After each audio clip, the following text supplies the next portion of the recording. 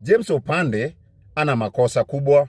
In fact, ukiangalia James Opande amelewa. Huyu dem pia amelewa.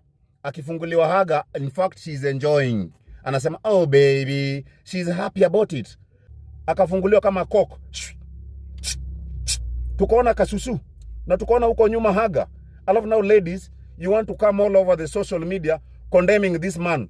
Mimi natetea James Opande. James Opande hauna shida, by the way. You have no problem. Wewe umelewa na ukamwambia vizuri bibi yako nini. So ladies, this lady anajua vizuri James Opande is married. This lady anajua vizuri James Opande ako na bibi na familia na watoto. Wako pale wanajibamba.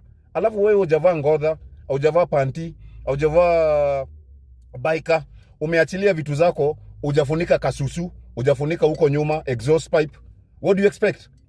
Na ni club. So the guy is just right. Alifungua hivi, akafungua. Stop condemning this guy. Hakuna makosa amefanya besides walikuwa kwa club. Kwani club ni church? Club watu wanavuta weed. Club watu wanafanya mambo mabaya. Watu wanavuta bangi. Hii kitu haijafanyika church, Kenyans. Hao watu wako kwa club. Na club wote ni walevi. Wote wako intoxicated. Na huyo akafungua mwingine. Vitu zikaonekana, ikaenda viral. Hakuna makosa hapo. Ladies, start being decent.